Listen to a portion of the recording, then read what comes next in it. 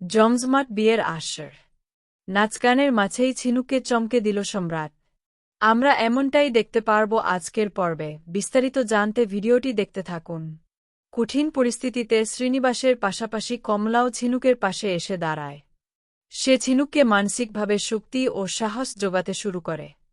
কমলা তাকে বুঝিয়ে বলে যে মেয়েরা আসলে শক্তিরই আরেক রূপ, কারণ তারা একাই একসাথে দুটো পরিবারকে সুন্দরভাবে সামলে নিতে পারে। তাই সে ঝিনুককে আর একদম মন খারাপ না করার পরামর্শ দেয়। অন্য একটি দৃশ্যে দেখা যায়, বিয়েবাড়ির চারদিকের এত মানুষের ভিড় আর উৎসবের আমেজের মাঝেও বিনার মনটা ভীষণ খারাপ ছিল। তার এই মন খারাপের কারণ হল সেখানে তার মা উপস্থিত ছিলেন না। কিন্তু হঠাৎ করেই সবাইকে অবাক করে দিয়ে অনেক বছর পর তার মা সেখানে এসে হাজির হন। মাকে এভাবে হঠাৎ সামনে দেখে বিনার আনন্দের আর কোনো সীমা থাকে না। এদিকে ঝিনুক বিয়ে করে শ্বশুরবাড়ি চলে যাবে বলে রাজুর মনে একটা আফসোস ছিল।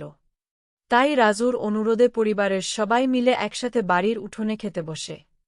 ঠিক তখনই সবাইকে চমকে দিয়ে সেখানে সম্রাট এসে উপস্থিত হয়। সম্রাটকে আচমকা সেখানে দেখে বাড়ির সবাই বেশ অবাক হয়ে যায়। তবে সম্রাট সবার সামনে দাঁড়িয়ে প্রতিজ্ঞা করে যে সে ঝিনুকের চোখে কখনো জল আসতে দেবে না এবং তাকে সবসময় রাজরানী করে খুব যত্নে রাখবে। আগামী পর্বে দেখা যাবে যে গুহবাড়িতে ঝিনুকের বিয়ের অনুষ্ঠান পুরোপুরি জমে উঠেছে। চারদিকে উৎসবের ধুম লেগে গেছে এবং বাড়ির সবাই মিলে আনন্দ, নাচ আর গানে মেতে উঠেছে।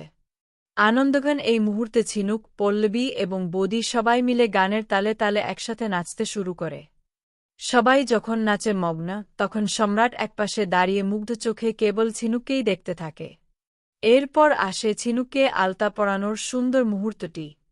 তখন সম্রাট নিজেই এগিয়ে যায় এবং পরম যত্নে ঝিনুকের পায়ে আলতা পরিয়ে দেয়।